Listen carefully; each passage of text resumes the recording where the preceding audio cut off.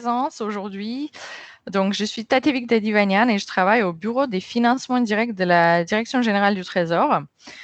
Pourquoi financement direct? Parce qu'on utilise directement l'argent d'État pour financer des projets à l'export. À l'instant, j'essaie juste de partager mon écran.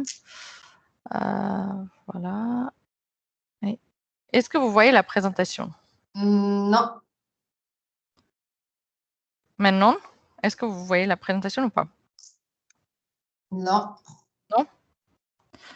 Un instant, je vais retenter. Voilà, maintenant ça devrait le faire. Est-ce que c'est bon? Oui, c'est bon. Parfait. Donc, voilà, donc aujourd'hui, on va faire un focus sur le FASEP, sachant que nous, au Bureau des financements directs, on a deux types d'outils. Donc, le FASEP, qui est un outil qu'on place en amont des gros projets, et le prêt du Trésor, qui est un outil qu'on utilise directement pour financer les projets aval. Sachant que notre bureau a un double objectif. Le premier, c'est l'aide au développement, un peu comme l'AFD. Donc, on essaie de soutenir des projets de développement dans les pays les moins avancés ou les pays à revenus intermédiaires, donc un peu tous les pays en voie de développement. Donc, on couvre toutes les géographies. On a beaucoup de projets en Afrique, en Asie, en Amérique latine, mais aussi un peu en Europe de l'Est. Mais également, on a un deuxième objectif qui est le soutien à l'export français. Donc, tous nos outils, que ce soit le FASEP, qui est une subvention, ou les prêts du Trésor, qui sont des prêts souverains, ont une exigence de part française. Donc, ces outils sont destinés uniquement aux entreprises françaises, mais aux entreprises françaises de toute taille, et aux filiales françaises d'entreprises étrangères également. Donc, un peu comme une partie des outils de BPI. Donc, aujourd'hui, on va parler des FASEP. Donc, le FASEP, comme j'ai dit, c'est une subvention de l'État français à un État étranger, un État en développement, et qui permet de faire un don en nature à cet État. Donc, il y a deux types de FASEP. C'est soit le FASEP études, qui est un peu le FASEP classique qui existe depuis des décennies déjà, donc qui permet de financer des études de faisabilité, des études de master plan, en tout cas des études amont pour essayer de placer les entreprises françaises, l'offre française, sur un projet d'infrastructure ou de service dans un pays bénéficiaire. On le FASEP Innovation Verte, qui est une modalité un peu plus nouvelle, donc qui permet de financer des démonstrateurs industriels, des projets pilotes de solutions un peu innovantes, un peu écologiques en France. On en a fait beaucoup, typiquement pour le FASEP études, on en fait beaucoup sur les projets, par exemple, de transport, où on fait une étude de faisabilité par un cabinet d'ingénierie française pour derrière placer les entreprises françaises, comme vous connaissez, Alstom, Colas, Thales, tous les autres, sur le projet de construction de la ligne de transport. Ça peut être un métro, une téléphérique, tout ce que vous souhaitez. Et le FASEP Innovation Verte, c'est plus orienté vers les startups un peu innovants parce qu'on peut financer des applications mobiles, on peut financer des panneaux solaires, des choses comme ça. Et l'idée, c'est de créer une petite première référence à l'export ou une première référence à l'export dans la zone ou dans le pays pour que justement tester cette solution, démontrer l'efficacité de cette solution dans le pays en question et que pour derrière, ils achètent beaucoup, ils déploient cette solution à plus grande échelle. Donc, il y a ces deux types de FASEP. Donc, comme j'ai dit, c'est toujours des outils souverains. Donc, on demande toujours, que ce soit pour les FASEP, donc les subventions, ou pour les dons, on demande toujours d'avoir un bénéficiaire public en face. Donc, ça peut être un ministère, ça peut être une municipalité, ça peut même être un hôpital ou une université publique, mais on ne travaille jamais avec les privés. C'est toujours des bénéficiaires publics parce que c'est un outil d'aide au développement. Donc, qui dit aide au développement dit qu'il y a un État en face. Voilà. Et comme j'ai dit, c'est le bureau des financements directs. Donc, c'est vraiment l'argent de la Direction générale du Trésor et l'instruction est menée directement par la Direction générale du Trésor. Voilà. Je passe à la slide suivante. Donc, comme j'ai dit, le FASEP, c'est une subvention, donc un don, mais il y a deux modalités. Il y a la modalité de don pur, donc c'est juste un don à une entreprise française pour réaliser une prestation dans un pays en développement, ou ça peut aussi être une avance remboursable. Ça, c'est surtout pour les grands groupes ou pour les grands projets où on sait qu'il y a des fortes chances que l'entreprise remporte un gros contrat derrière le FASEP et grâce au FASEP. Dans ce cas-là, on vous demande, si vous avez remporté un contrat, de nous rembourser le FASEP. Et en fait, il y a deux de plafond. Donc, soit c'est capé au montant du FASEP, soit à 1% du chiffre d'affaires de contrat que vous avez remporté grâce à ce FASEP. Donc, ça ne dépasse jamais le montant du FASEP ou 1% de votre contrat remporté grâce au FASEP. Le montant du FASEP, c'est normalement… Oui. Excusez-moi, Tati, mais on est resté sur la première slide. Ah, pourquoi? Pourquoi? Moi, je vois bien la deuxième slide. Est-ce que vous la voyez maintenant ou pas? Alors, moi, personnellement, je suis toujours sur la première. Est-ce que les autres peuvent me dire si vous voyez bien la deuxième slide? Ce qu'on voit, en fait, c'est le fichier PowerPoint, mais on ne voit pas le diaporama. Bah ça c'est… Attendez, bah merci de me l'avoir dit, je ne sais pas pourquoi. Attendez, je retente. Désolée, hein. Je retente de vous partager la diaporama. Je vais faire écran complet, comme ça c'est peut-être mieux. Partager. Donc, est-ce que maintenant, vous voyez tout mon écran? Là, c'est bon? Oui. Est-ce que vous êtes sur la troisième slide où vous voyez quoi? Quel montant qui est éligible? Principales informations sur le FASEP. Parfait. Donc, maintenant, ça va. OK, parfait, merci. OK. Donc, merci beaucoup de me l'avoir signalé. C'est normal, merci. Donc, quand vous voyez sur le montant, ça varie entre 100 000 et 800 000 euros. Bon, il faut savoir que 800 000 euros, c'est vraiment un très gros FASEP et 100 000 euros, c'est vraiment un tout petit FASEP. Donc, en moyen, c'est plutôt des FASEP qui vont entre 300 et 500 000 euros. Donc, un FASEP moyen, c'est vraiment ça. Et juste pour vous donner une idée des enveloppes annuelles, l'année dernière, on avait 25 millions pour toute géographie et tout secteur. Cette année, grâce au plan relance, on a doublé cette enveloppe. Donc, il y a 25 millions supplémentaires justement dans le plan de relance, donc 50 millions au total. Comme j'ai déjà dit en début de ma présentation, toutes les entreprises françaises, donc toutes les entreprises basées en France, ça peut être les entreprises françaises ou les filiales françaises d'entreprises étrangères, sont éligibles au FASEP. Toutes tailles d'entreprises sont éligibles, mais on essaye d'encourager les PME, les startups, parce que ce sont ceux qui ont le plus de difficultés à aller s'exporter. Donc, on essaie de les soutenir davantage. Donc, n'hésitez pas à venir nous voir si vous êtes une petite entreprise ou un startup. Qui réalise la sélection? Ça, c'est intéressant parce qu'en fait, comme j'ai dit, c'est la Direction générale du Trésor qui gère tous les FASEP directement, mais on ne sélectionne pas les projets tout seul. On a un comité interministériel qui se réunit tous les mois, sauf le mois d'août, parce que c'est les congés, tout le monde n'est pas à Paris. Donc, et il y a des membres qui siègent, donc des membres permanents, donc la Direction générale du Trésor qui préside, la Direction du budget qui regarde un peu les aspects budgétaires, la consommation des enveloppes, tout ça. Le ministère de la Transition écologique qui regarde beaucoup les aspects environnementaux et sociaux. Le ministère des Affaires étrangères qui regarde bien sûr l'aspect politique, l'importance pour la France, tout ça, les relations avec le pays bénéficiaire. Aussi les questions sécuritaires si on va dans des pays un peu difficiles où il y a la guerre ou des conflits internes. Et aussi l'AFD qui regarde bien sûr tous les aspects de développement, mais également comment ce projet se croise avec les autres projets de l'AFD et parfois on crée des synergies assez intéressantes. Et comme j'ai dit, il y a les deux types, le FASEP études et le FASEP innovation verte. Donc ça, j'ai déjà expliqué un peu la différence entre ces deux, le FASEP études et le FASEP innovation verte, sachant que, sur ce slide, ce que je voulais vous dire, c'est qu'il faut savoir que le FASEP doit toujours intervenir au plus proche du projet aval. Donc si c'est un FASEP études, on n'aime pas financer des projets de pré-études, de projets d'études très amont. Pourquoi? Parce que c'est toujours le pays qui réalise la dernière étude qui se positionne le mieux sur le projet aval. Donc, on n'a pas d'intérêt à financer des études qui ne vont pas donner accès à un projet aval. Donc, on essaie de faire l'étude le plus proche du projet aval. Ça, c'est pour le FASEP études. Et pour le FASEP innovation verte, on finance que des solutions existantes qui sont déjà brevetées, dont l'efficacité est déjà prouvée en France ou dans un pays tiers parce que le FASEP ne peut pas financer la R&D. Donc, on peut financer des petites adaptations. Par exemple, si c'est une application mobile, ça doit être une application existante. On peut financer quelques modules ou une traduction dans la langue du pays bénéficiaire, mais on ne permettra pas de créer un outil tout nouveau. Donc, il n'y a vraiment pas de R&D dans le FASEP. Et les critères de sélection, c'est ce qui est de plus important. Il faut mentionner que le FASEP est devenu un outil assez largement connu, notamment sur les 2-3 dernières années, et très demandé.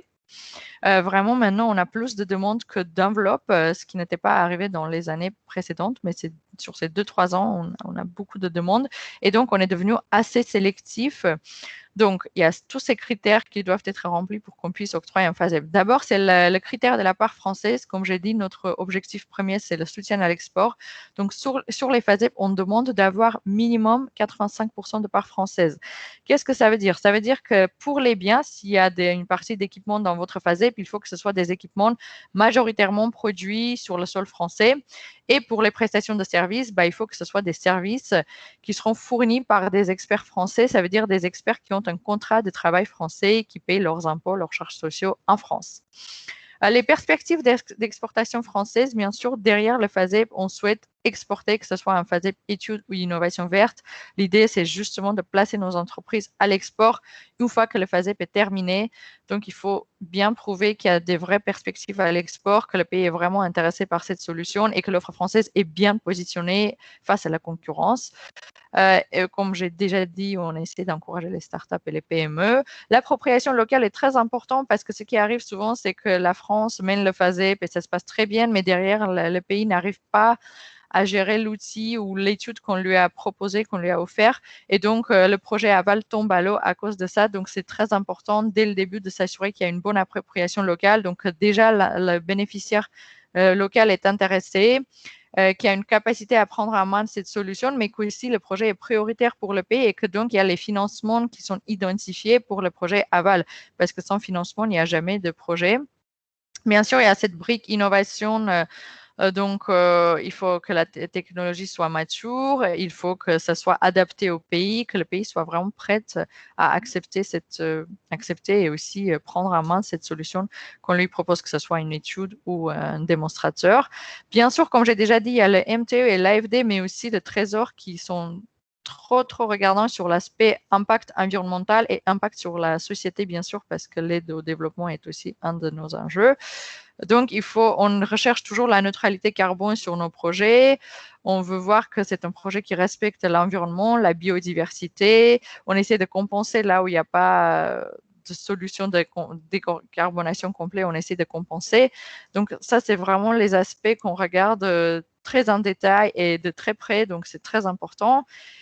Et en fait, l'effet levier qui rejoint un peu ce que j'ai dit sur l'appropriation locale, il faut qu'on soit sûr que le projet va être réalisé, donc qu'il y a les financements, qu'il y a la priorité et qu'il y a l'intérêt des bailleurs. Parce que souvent, dans les pays en développement, quand je dis il faut trouver la disponibilité des financements, c'est très rarement les financements propres, des fonds propres du pays, mais c'est plutôt l'intérêt d'autres bailleurs, y compris le Trésor, l'AFD, BPI, mais aussi des bailleurs internationaux, des bailleurs multilatéraux pour financer le projet aval.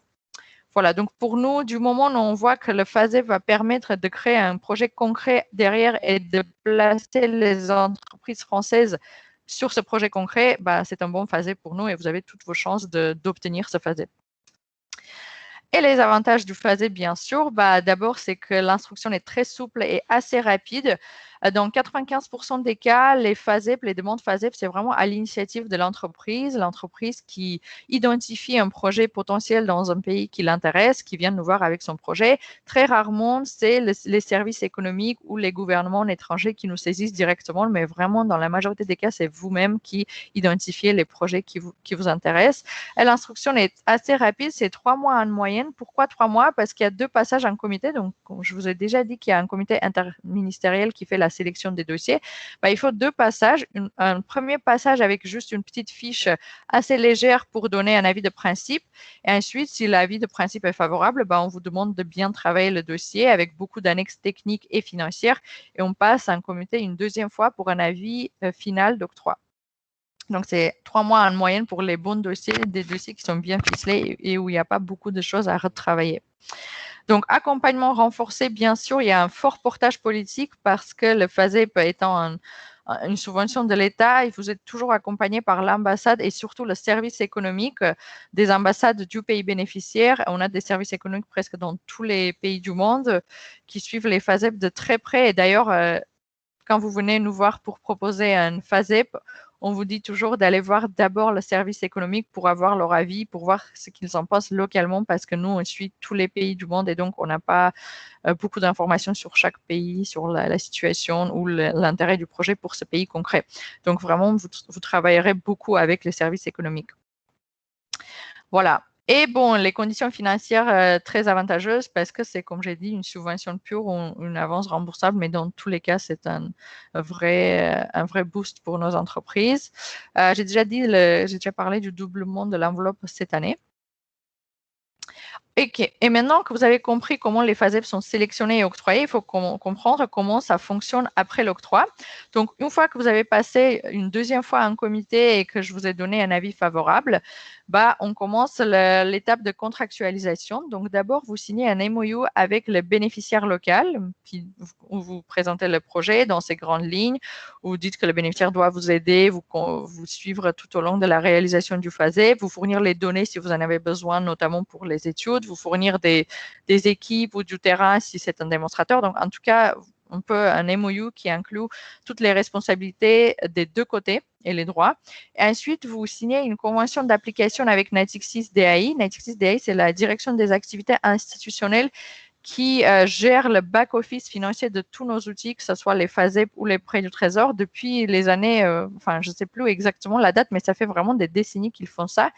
Et donc, Natixis qui vous expliquera un peu comment le FASEP doit se dérouler, comment seront faits les paiements. Et sachant que les paiements, normalement, ça se fait en 3 échéances. Donc, une fois que vous avez signé ces documents contractuels, on vous fait une avance de 20%. Ensuite, une fois que vous avez réalisé 60% des dépenses et que vous êtes arrivé à mi-chemin de la réalisation du projet, on vous verse encore 40%. Et ensuite, à la fin, quand la prestation est complètement terminée et toutes les dépenses sont effectuées, on vous finance les 40% restants.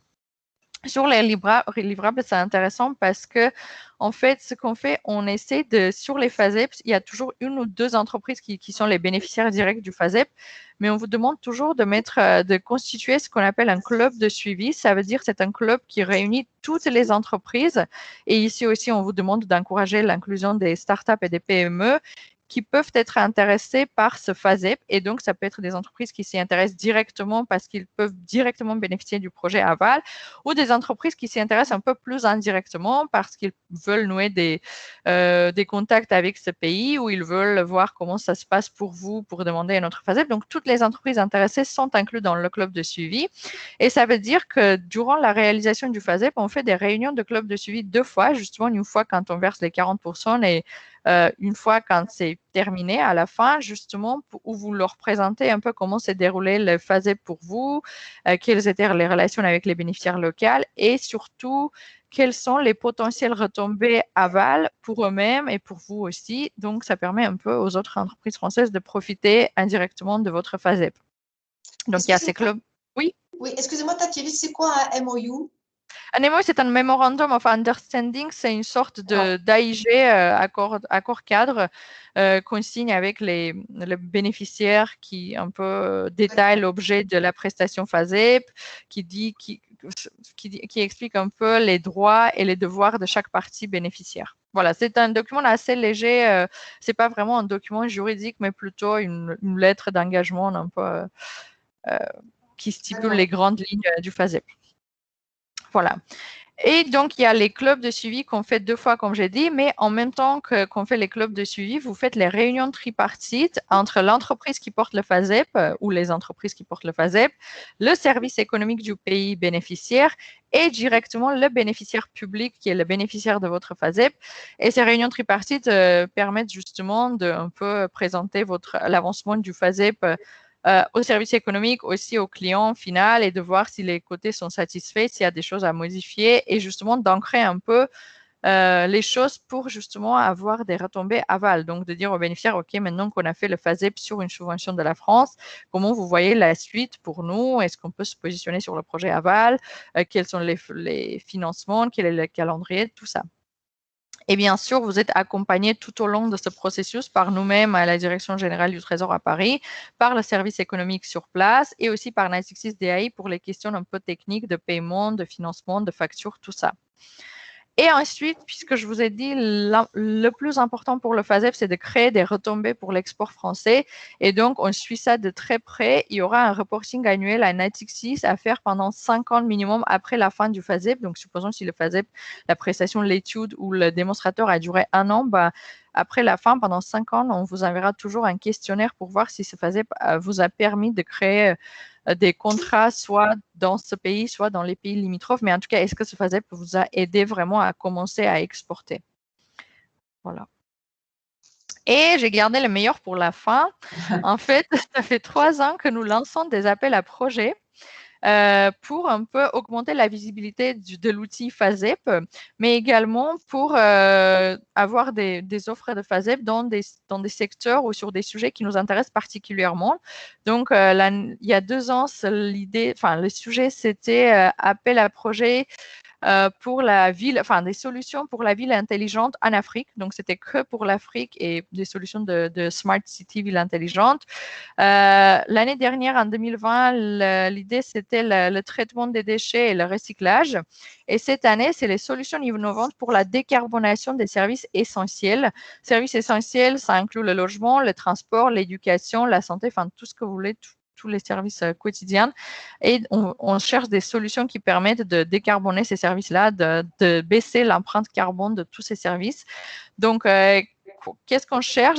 Ce sont des démonstrateurs, donc des projets pilotes de technologies innovantes avec, comme d'habitude, 85% de part française et 75% maximum de matériel dans le budget. Donc, il doit y avoir une partie équipement, mais il doit y avoir aussi une partie service, notamment des services de formation, d'accompagnement, justement pour que le bénéficiaire local puisse s'approprier la solution, qu'on n'installe pas juste un équipement qu'ils ne savent pas utiliser et qui tombe en panne 6 mois après la fin du FASEP. L'enveloppe est consacrée à cet appel à projet est de 10 millions d'euros, sachant que le montant maximal par projet est de 500 000 euros, donc il y aura 20 lauréats. Toutes les entreprises françaises sont éligibles, comme pour tous les FASEP classiques, en priorité bien sûr les PME. C'est le même comité interministériel qui va faire la sélection, sachant que cette fois-ci, il y aura l'ADEME qui sera aussi présent.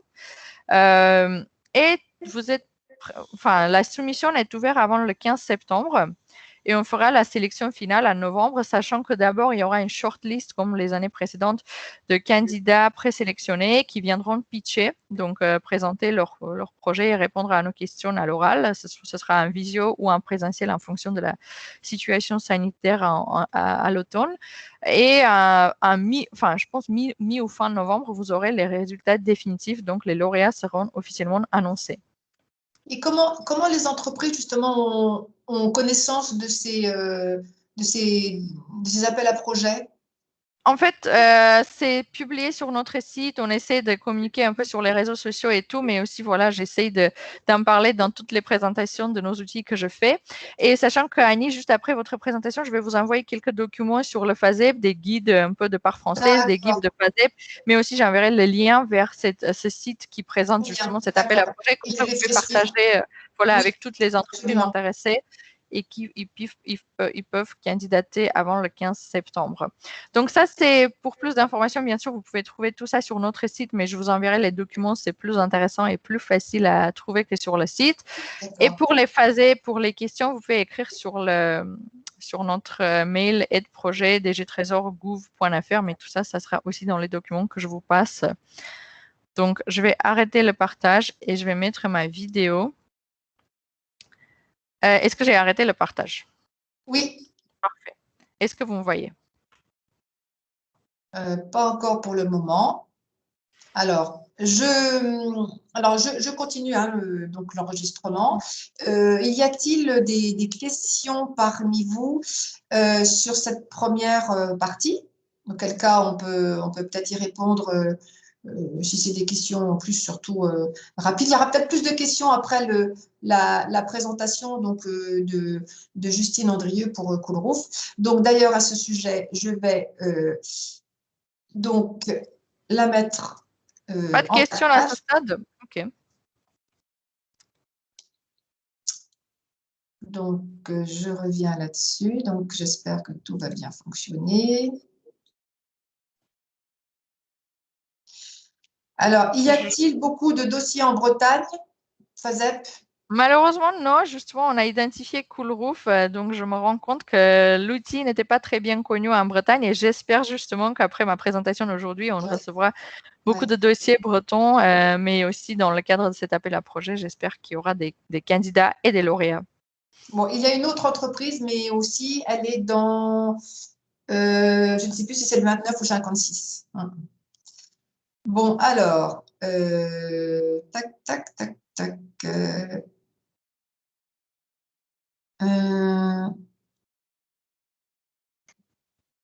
Ça,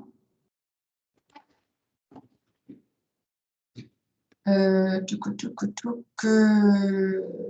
un petit souci là, moi, avec mon truc. Normalement, je partage, mais on voit rien du tout. On le voit, mais en PowerPoint, quoi, en fichier PowerPoint.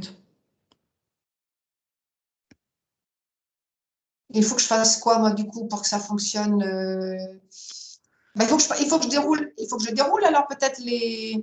Oui, c'est que c'est pas en gros, en fait, c'est pas en diapo, mais après, c'est pas.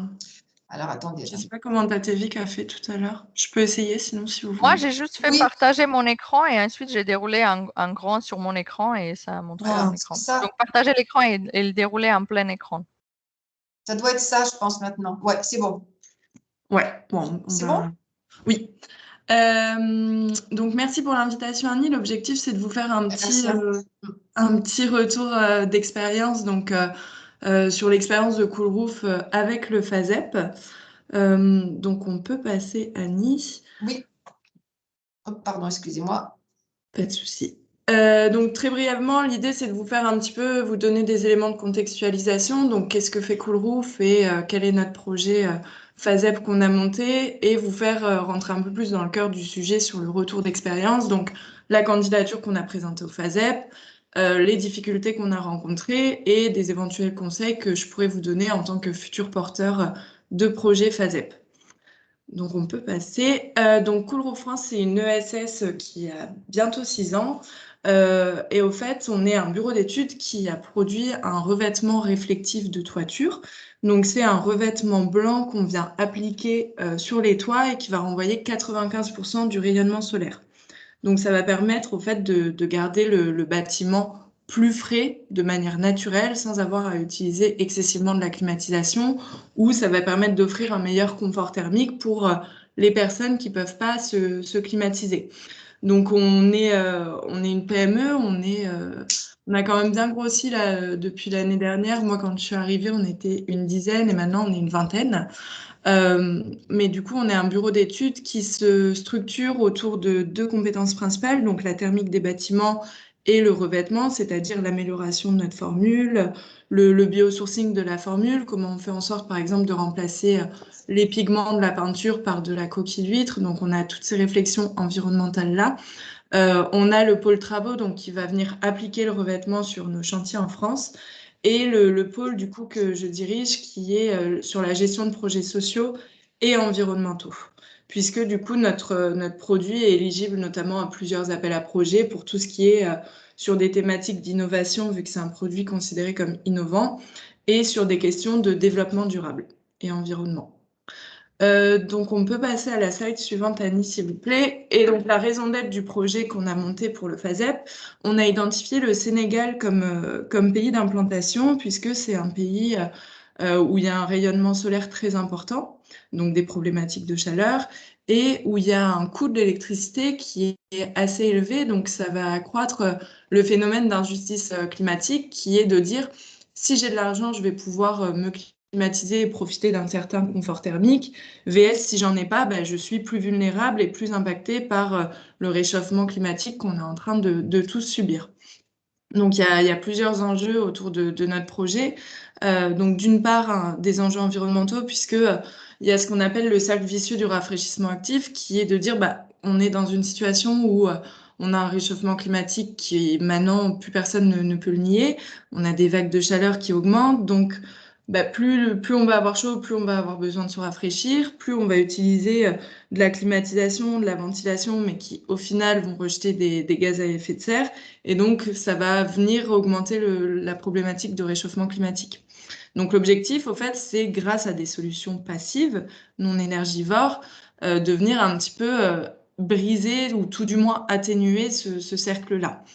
Donc ensuite, il y a des enjeux sociaux, les inégalités dont j'ai parlé, l'inconfort quand on est dans des situations de chaleur et des problèmes de santé qui peuvent qui peuvent en découler, ainsi que des enjeux économiques. Donc, on est tous comme ça, plus on a chaud et plus ça va être compliqué de travailler, donc une baisse de la productivité et des pertes de denrées périssables, que ce soit des médicaments ou des denrées alimentaires.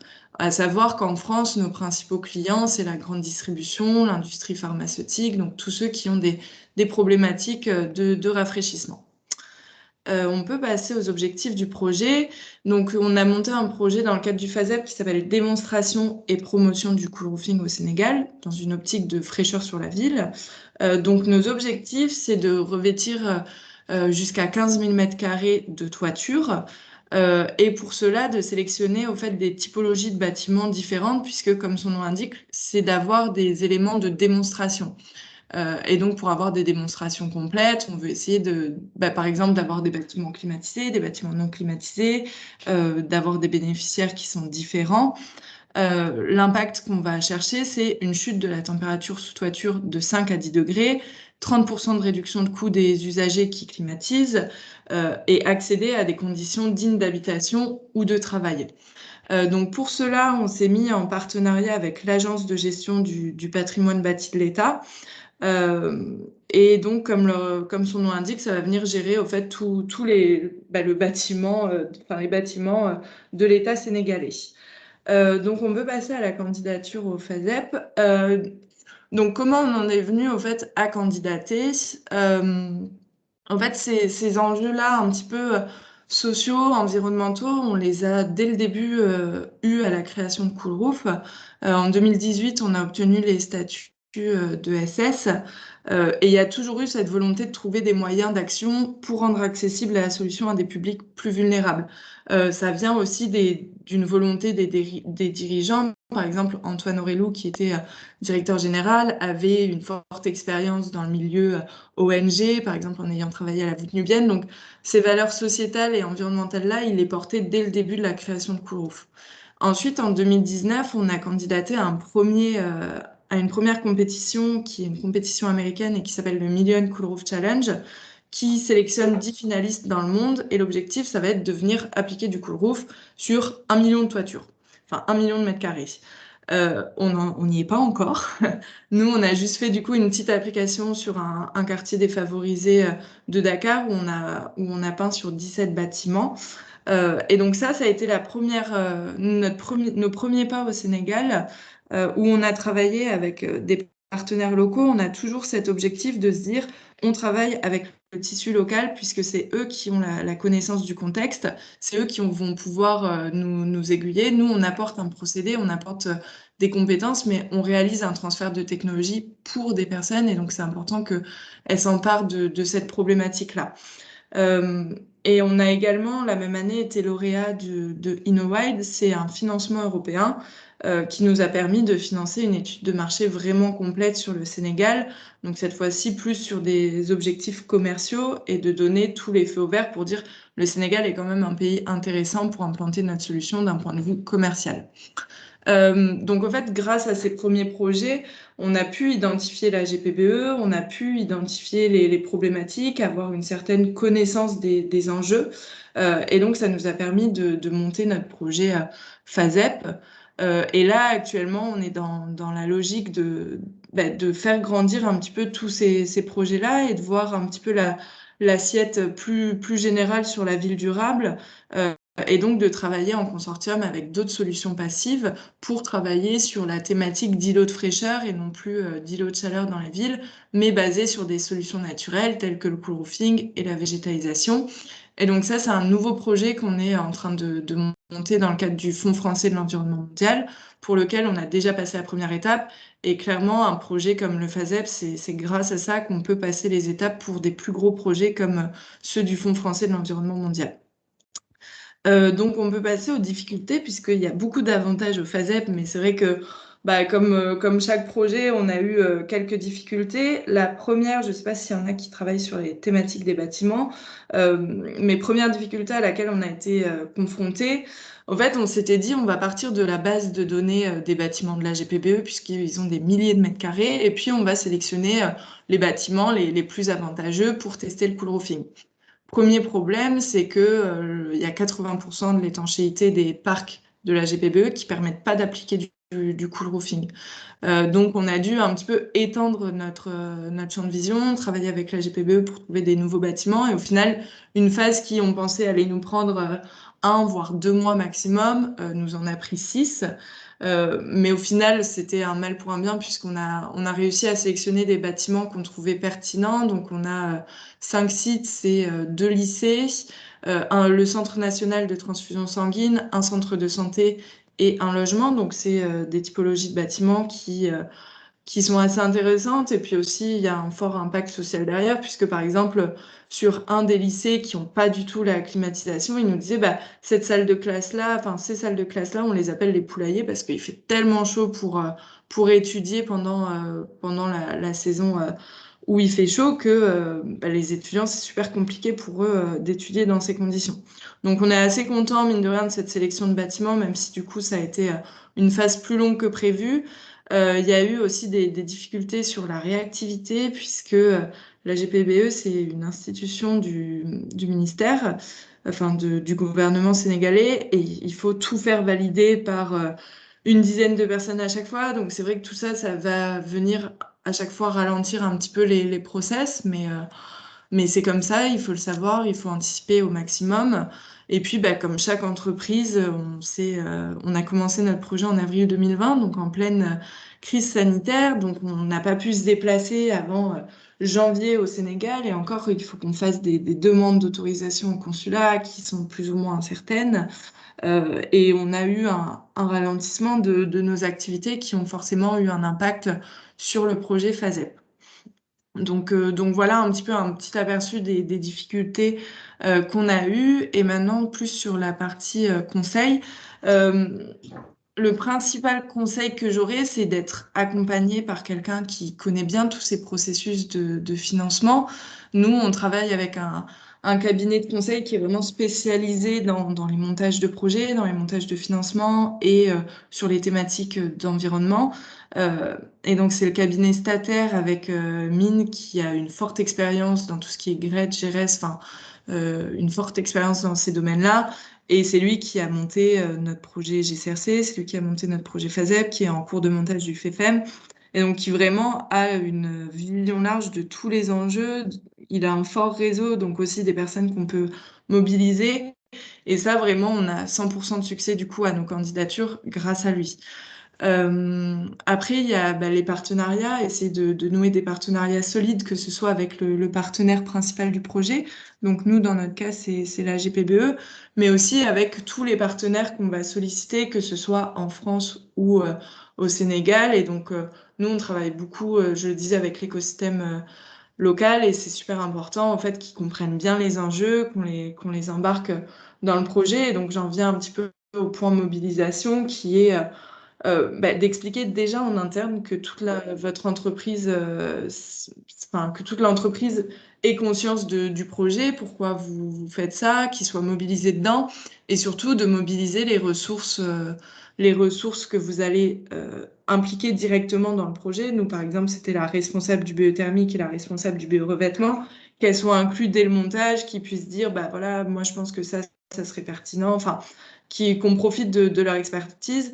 Et donc, je disais, la mobilisation des partenaires en externe qui soient vraiment conscients du projet, pourquoi on fait ça, avec quel but, et de définir des objectifs précis de ce que vous attendez au fait d'une candidature FASEP et de ce que vous visez. Donc voilà un petit peu pour cette présentation. Je ne sais pas si vous avez des questions plus sur notre retour d'expérience ou... Très bien, merci. Merci Justine. Je vais donc arrêter donc la présentation. Voilà. Vous pouvez éventuellement remettre, comme vous voulez, hein, on est toujours en enregistrement, vous pouvez remettre vos photos ou pas, vos caméras ou pas. Donc, est-ce qu'il y a effectivement, donc, suite à l'intervention de Justine, moi j'ai une question, Justine. Donc, du début, lorsque vous avez, comment avez-vous eu la formation en fait initiale en amont? Sur le FASEB, c'est Mine, du coup, avec qui on travaille. Non, sur le projet auquel vous avez répondu. Ouais, c'est ça, c'est Mine, notre cabinet de consultants, qui dit là, il y a cet appel à projet. Après, maintenant qu'on commence à avoir pas mal d'expérience dans ce domaine-là, on est abonné à beaucoup de newsletters qui vont nous donner ces infos. On fait partie du Club ADEME International. Enfin, on a un petit peu, du coup, ce réseau autour de nous qui va nous envoyer ces appels à projet directement. D'accord. Ok. Bon. Non, pas de questions, de remarques. Si, Chèque. Allez-y, Chèque, on vous écoute. Bonjour, merci donc, de la présentation. Là, c'est un projet très innovant, donc spécialement donc, pour l'Afrique de l'Ouest. Permettez-moi d'abord de me présenter. Moi, je me nomme Cheikh Diop. Je suis le directeur général d'une société informatique basée donc, à Thiès. Nous avons commencé un peu à diversifier donc, nos activités et on est un peu dans l'immobilier, dans le transport international, dans l'hydraulique, donc dans l'assainissement. Et je suis aussi donc le fondateur d'un centre d'incubation et d'impulsion des entreprises pour aider un peu donc les entrepreneurs à pérenniser donc leurs activités. Et nous sommes aussi donc un point focal de tout ce qui est en termes d'information, d'opportunités, d'investissement donc et de financement. Et maintenant, concernant notre volet donc génie civil, et concernant donc la présentation qui vient de se dérouler, nous on aimerait un peu intervenir donc sur ce projet, mais spécialement sur les maisons donc des particuliers, des maisons donc des résidences et éventuellement donc des hôtels, mais pas carrément avec donc les constructions de l'État, mais spécialement sur les maisons ou bien donc sur les constructions privées spécialement. Et on peut vraiment l'appuyer, ce projet, au niveau donc, du Sénégal, mais spécialement sur les volets hôtels, maisons, résidences, parce qu'on a beaucoup de clients et je pense que donc, la solution là va venir donc, à l'heure. Merci beaucoup. Merci à vous. Ce que je vous propose, du coup, c'est de vous envoyer mes coordonnées, même pour les autres participants, si vous souhaitez, Oui. une fois que vous aurez un petit peu plus réfléchi à la présentation, peut-être que vous aurez des questions. Donc, il n'y a pas de souci pour diffuser mes coordonnées et puis qu'on voit même les opportunités qu'on peut avoir ensemble. Oui, très bien. Au Sénégal. Merci, Justine.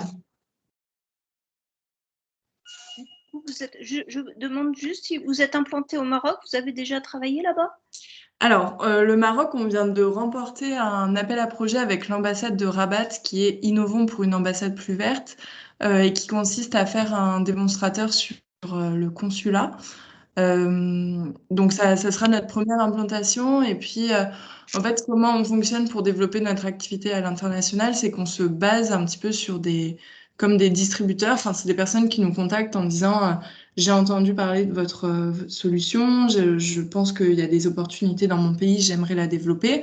Donc, on s'entretient avec eux, on voit un petit peu le sérieux et ensuite, c'est eux qui s'occupent vraiment de développer dans leur pays. Et donc là, on a des personnes identifiées au Maroc qui sont en cours de développement du Cool Roof au Maroc. D'accord, ok. D'accord. Même chose, hein, s'il y avait je mettrai je garderai vos coordonnées en direct pour éventuellement discuter de tout ça. Oui, avec plaisir. Sabine, est-ce que tu peux dire un mot peut-être pour clôturer notre rencontre? Oui, merci Annie. Écoute, j'ai trouvé effectivement ces sujets très intéressants. Je comprends bien la volonté de les positionner quand même davantage, de faire connaître ces outils auprès des startups et des PME. Et l'expérience de Cool Roof, effectivement, peut donner des idées pour accéder à des marchés et la manière de s'y prendre. Donc, je vous remercie pour vos présentations très pratiques et complètes. Pour la BPI France, donc Vous nous connaissez peut-être, on communique beaucoup. C'est la Banque publique d'investissement. Nous sommes détenus directement et indirectement par l'État. Nos missions sont d'accompagner en financement, en garantie, les entreprises PME, ETI dans leurs projets. Pour ma part, je suis chargée d'affaires export et pour m'inscrire dans la poursuite de la présentation de Tatevic à l'export, BPI France est l'opérateur de l'État puisque nous allons gérer de la ressource publique au nom et pour le compte de l'État. L'idée étant de mettre cette ressource publique à la disposition des entreprises exportatrices une fois qu'on a étudié leur projet. On peut vous accompagner en assurance prospection, donc pour vous aider à financer vos premières démarches de prospection ou même des démarches plus profondes, vous accompagner en tout cas à financer des dépenses de prospection sur des pays que vous ne connaissez pas ou dans lesquels vous avez déjà un niveau d'activité mais qui reste bien faible par rapport à vos ambitions et dans lesquels il va y avoir une vraie prise de risque pour vous puisque vous allez investir dans des recrutements, des déplacements, des salons, des échantillons, des dépenses d'homologation sans savoir vraiment quel chiffre d'affaires vous aurez. Voilà, donc ça, c'est des outils que l'on peut mettre à votre disposition. On va pouvoir également garantir des crédits de préfinancement hein, si vous vendez des biens d'équipement, notamment en Afrique, et que la période de construction va être longue de la machine, on peut garantir des crédits de préfinancement toujours dans le cadre de la mission que nous confie l'État. Garantir des cautions.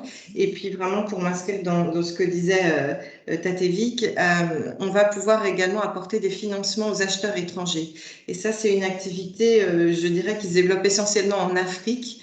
Nous pouvons, c'est l'objet d'une précédente présentation avec Annie que nous avions fait sur les crédits export. Mais notre positionnement est le suivant. Vous pouvez avoir des acheteurs intéressés par votre offre. Hein, vous avez fait, le démonstrateur leur a plu. Maintenant, ils veulent le financer.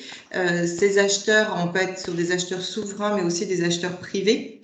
Vont rechercher de la ressource qu'ils auront peut-être du mal à capter sur le marché bancaire local parce que les taux sont élevés, les durées de financement trop courtes et vont exprimer auprès de vous ce besoin de trouver une ressource financière pour financer cette acquisition, ce contrat d'exportation. Et c'est là où on peut intervenir en tant que prêteur auprès de l'acheteur étranger, souverain ou privé, de manière à lui proposer une ressource financière avec des taux français et une durée d'amortissement, une durée de remboursement compatible avec la durée d'amortissement du bien ou de l'installation, hein, puisqu'on va financer aussi des travaux d'ingénierie. Donc ça, c'est une activité qui n'est pas une activité de volume, bien évidemment, mais qui est très pertinente